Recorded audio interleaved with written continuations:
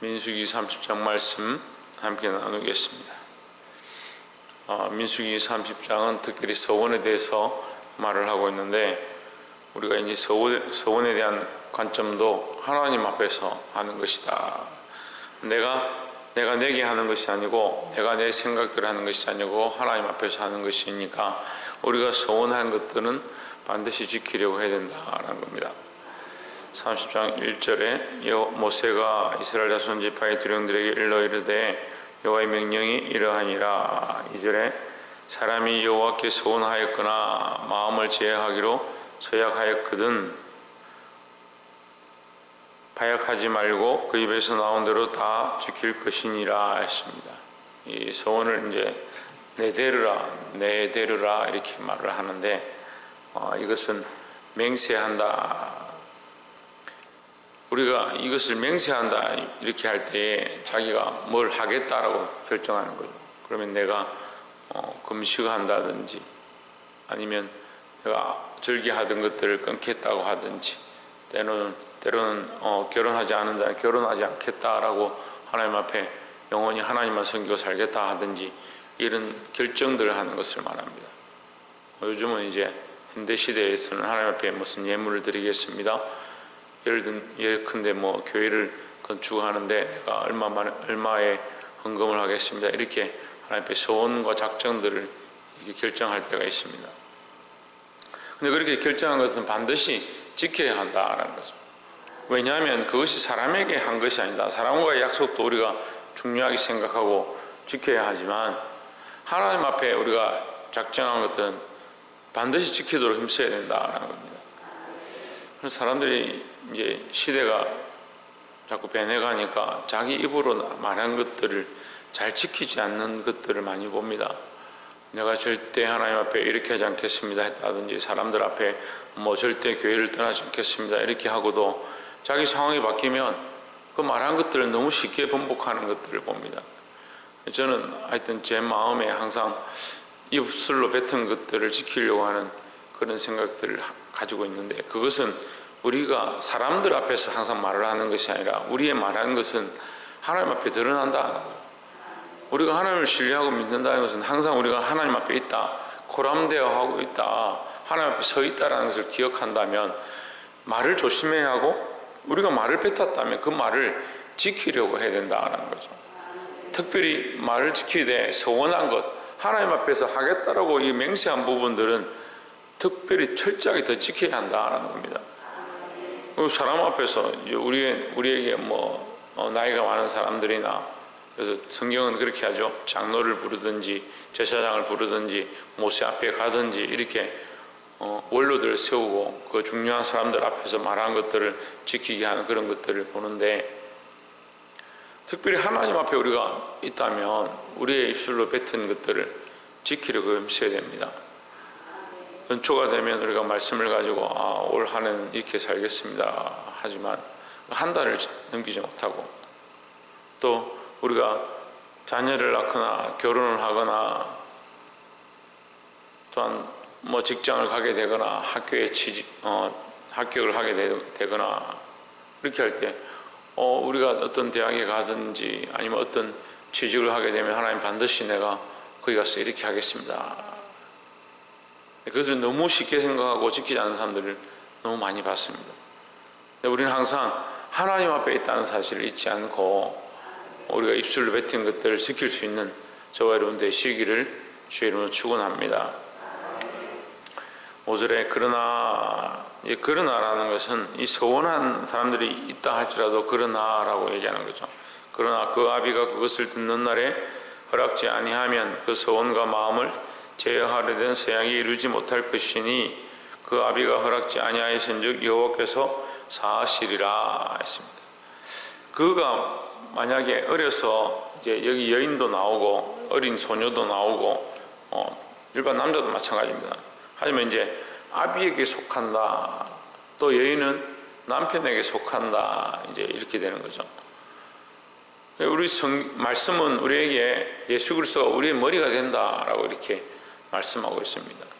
여자들은 남편이 그의 머리고, 남자들은 그리스도가 그의 머리다. 우리는 머리에게 속하는 겁니다. 머리에게 속한다는 말은 그 머리의 통제를 따른다 이 말이죠. 우리가 예수 그리스도가 머리가 되어지면 그 예수 그리스도의 통제를 따르는 겁니다. 예수 그리스도의 머리는 하나님이시니까 예수 그리스도는 누구의 뜻을 따르느냐? 하나님 아버지의 뜻을 따른다는 겁니다. 그럼 결론적으로 우리는 누구의 뜻을 쫓아가야 되느냐?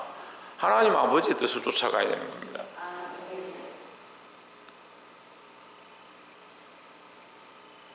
이 속하는, 소속되어지는 이 원리를 우리가 잘 알아야 하는데, 내가 내 몸의 주인이고 내 머리의 주인이고, 그러니까 다 내 뜻대로 행하고 결정하고 판단하니까 쉽게 결정했다가 쉽게 서약했다가 쉽게 맹세했다가 쉽게 그것을 파하고 마음대로 사는 그런 모습들을 봅니다. 우리는 어디에 속한다는 거죠. 누구에게 속하냐? 예수 그리스도에게 속하는 겁니다. 예를 들어서 결혼을 했는데 결혼을 한 여인이 남편에게 속해 있는데, 나는 남편 뜻대로 살지 않고 내 마음대로 살겠다 해서 다른 집에 가가지고 집 살림을 차리고 산다 하면 말도 안 되는 일이죠. 우리는 속한다는, 결혼을 했다는 말은 그 가정 안에 구속되어지고 그 가정 안에 속하는 존재가 된 겁니다. 특별히 우리는 영적으로 누구와 결혼했냐? 그리스도와 결혼한 존재들입니다. 그리스도의 피로 거듭났을 뿐 아니라 그리스도와 관계되어진, 그리스도를 머리로 하는 삶을 살아야 되는 것이 우리의 신앙의 기본이다라는 거죠. 우리가 결정한 것보다, 우리가 맹세한 것보다, 또 이거 좀 영적으로 조금 깊이 있게 얘기하면, 우리가 원래 처음에 마귀와 맹세했습니다. 죄에 결속되어졌습니다. 그래서 사단의 맹세에 그 언약에 묶여버린 거죠. 이것을 율법의 언약에 묶였다 이렇게 얘기하는 거죠. 거기에 인을 치고 도장을 찍어버리고 그와 계약이 되어버렸다. 인간이 죄로 말미암아 율법에 묶여진 그 좀 나쁘게 얘기하면 사단에게 매인, 그래서 무슨 권세가 있느냐? 사망의 권세가 주장되어진 세상의 법 아래 우리가 소속되어 있었습니다. 그런데 이제는 이 문서가 파고, 이 의인의 문서가 파고 예수 그리스도로 다시 인쳐서 그리스도의 백성이 되어지고 그리스도와 한 형제가 되어지고, 더 나아가서 그리스도와 결혼한 관계, 그리스도가 내 남편이 되어진, 내 머리가 되어진 그런 관계가 되었습니다. 그러면 우리는 이제 누구에게 속했냐? 그리스도에게 속했죠. 여자가 결혼해가 남편하고 집을 이루고 자식을 낳고 살고 있는데 밤마다 나가서 다른 집에 간다. 이런 일이 있을 수가 없는 일입니다.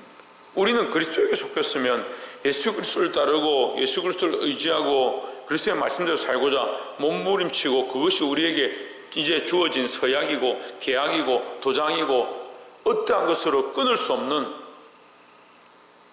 사망이나 적신이나 칼이나 죽음이나 천사들이나 권세자들이나 그 어떠한 것도 그리스도 예수 안에 있는 하나님의 사랑에서 끊을 수 없다라고 하는데, 도장을 찍었는데 자꾸 밤마다 나가서, 시간이 날 때마다 나가서 어디에 자꾸 속하냐? 마귀의 법 아래 속하고 세상의 법 아래 속하고 내 육신이 원하는 법 아래 속하고, 거기에 자꾸 여전히 매여 있는 것처럼 살고 있는 우리의 어리석음들을 말씀하시는 거예요.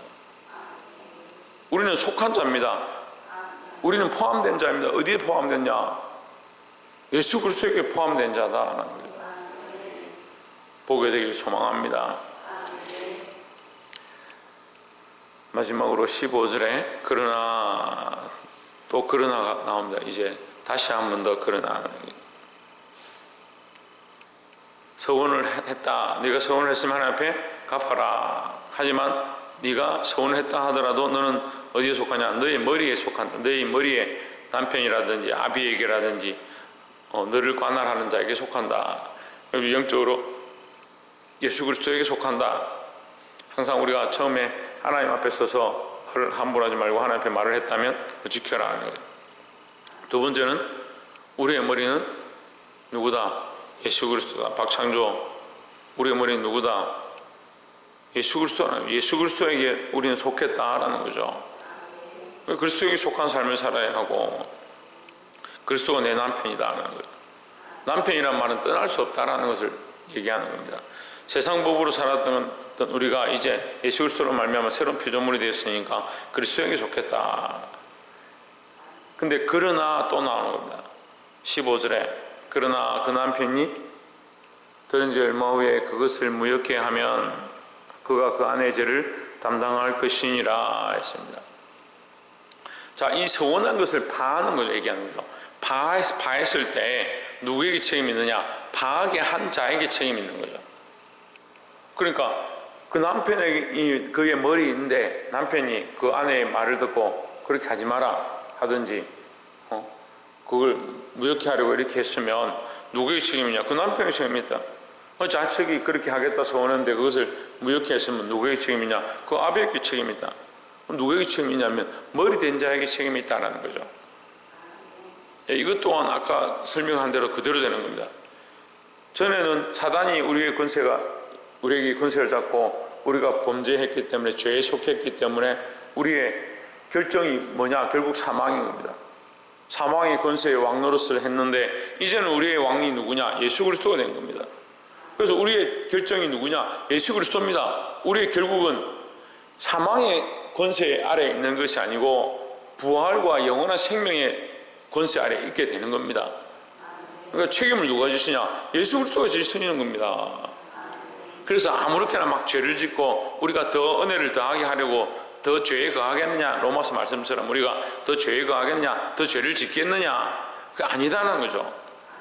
우리가 이 부활과 이 영원한 영광을 바라본다면 더욱 그리스도에게 속한 것을 기억해야 된다라는 겁니다. 우리 죄를 사하고 우리의 입술을 정결케 하고 우리의 삶을 깨끗게 하실 분은 예수 그리스도밖에 없다라는 겁니다. 그 책임을 누가 지시냐? 예수님이 지셨습니다. 보라, 세상 죄를 지고 하는 어린 양이로다 했으니까 우리의 죄를 지고 우리의 잘못들을 지고 우리의 모든 책임을 지신 분이 누구냐? 예수 그리스도라는 겁니다. 하지만 우리가 서원한 것, 우리가 하나님 앞에서 서원한 부분들은 지키려고 해야 하지만 우리의 연약함들로 인해서 세상에 매이고 잘못된 것들에 매이고 결국 그것으로 해서 올무에 잡히는 것들을 누가 책임지시냐? 그리스도께서 책임지신다는 거죠. 말씀을 맺겠습니다. 우리가 때로는 하나님 앞에 서원하고 결정한 부분들을 지켜야 합니다. 그것을 믿음으로 지키려고 몸부림치시기를 주의 이름으로 축원합니다. 반드시 누구 앞에서? 하나님 앞에서 서원하고 결정하고 우리 입술을 뱉은 것들을 지키려고 해야 하고, 하지만 우리가 연약해서 입술로 범죄하고 실수하고 잘못된 것들을 결정할 때가 많이 있습니다. 하지만 그것은 우리가 그리스도 앞에 사함을 입을 수 있습니다. 우리의 머리를 누구로 해야 되냐? 예수 그리스도로 해야 돼요. 내 생각으로 내 머리를 삼는 게 아니고 예수 그리스도를 머리로 하고 그리스도를 따라 순종하시길 바랍니다. 우리의 죄를 속하고 우리의 실수를 깨끗게 하실 분은 예수 그리스도밖에 없다는 사실을 늘 알고 그 앞에 순종하고 따라가시기를 주의 이름으로 축원합니다. 기도하겠습니다.